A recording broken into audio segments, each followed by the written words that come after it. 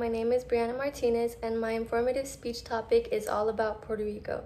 To start off, do you know what kind of documentation you need to get from the US to Puerto Rico? It's not a birth certificate or a passport. As a US resident, the only requirement to get from the US to Puerto Rico is a government-issued photo ID, such as a driver's license or a permanent resident card. Although Puerto Rico is not officially considered a state, it is considered an unincorporated territory of the United States.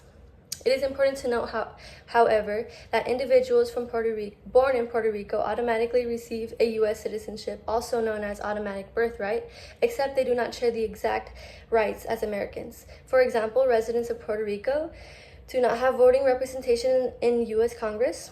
They cannot elect their own senator or representative in U.S. Congress, and while they do pay federal taxes, many are not required to pay federal income taxes. What makes Puerto Rico so special, and why should it be on my list of places to travel to? You may be asking yourself.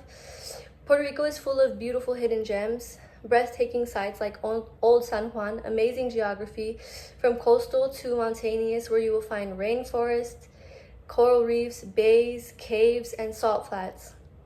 It is also rich in culture, heritage, and culture, as warm and welcoming as their tropical weather, along with delicious cuisine. Growing up, I was raised in a Mexican household, much like most people from El Paso. It wasn't up until middle school when I learned that my biological father's side of the family is from none other than Puerto Rico.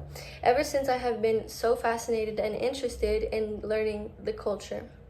Just as the U.S. has changed and developed throughout the years, we can assume that Puerto Rico has also grown and developed along the years. I will touch on the history of the island and the best known places relating to food, culture, sites, and activities.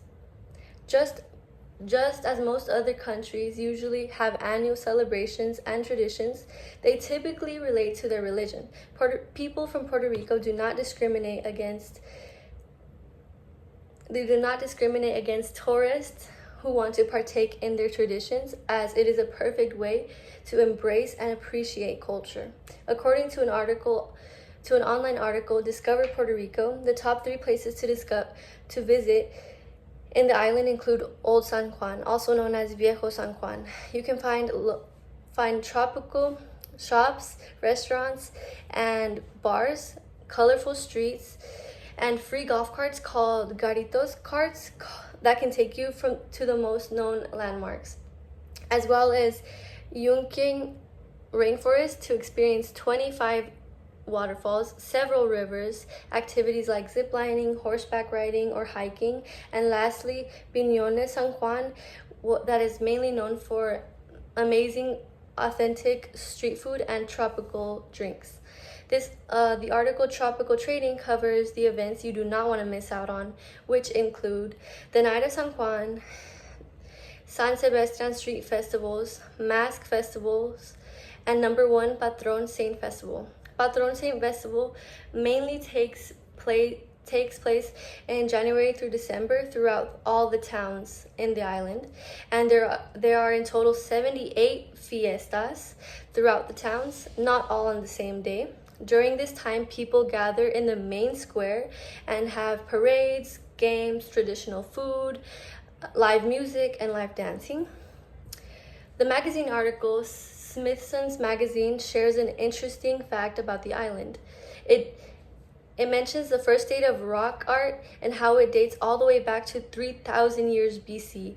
The ancient rock drawings include human figures, animals, and abstract drawings. The caves in which these drawings were found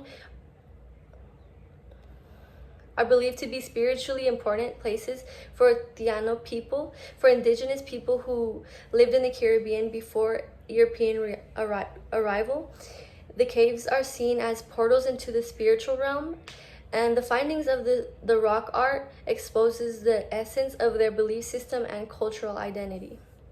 Cultural identity is extremely important, not just to our ancestors or in the past, but now more than ever. To this day, the people of Puerto Rico deal with racial diversity. They continue to face the debate on hair discrimination. In the newspaper article, The Associated Press, we are provided with a small perspective on past and current racial diversities. I am a 23-year-old and I am tired of this problem, said Juliana Llanos Bultron, a teacher who wears cornrows. I'm very disappointed with a system that pushes us to change our hair, which we were born with. The people are tired of dealing with discriminative behavior at school, at work, or any professional setting. They stand strong in their culture and heritage by continuously pushing for explicit protection. Standing strong in what you believe and what you represent means knowing where you came from and not allowing people to easily influence you or persuade you. Following Spain's defeat in the Spanish-American War of 1898, Puerto Rico was placed under American sovereignty. Then, in 1917, President Woodrow Wilson signed a Jones-Shafforth Act granting Puerto Ricans U.S. citizenship and making the island a U.S. colony. On the island, public education did not exist till 1739. An official education system was established till 1865. Up until the age of 9, attendance was required at the time. By 1897, public education system had been divided into 500 centers. The population of Puerto Rico expanded from 2.36 million to 3.22 million between 1960 and 2022. This is about 36.6% growth in 62 years.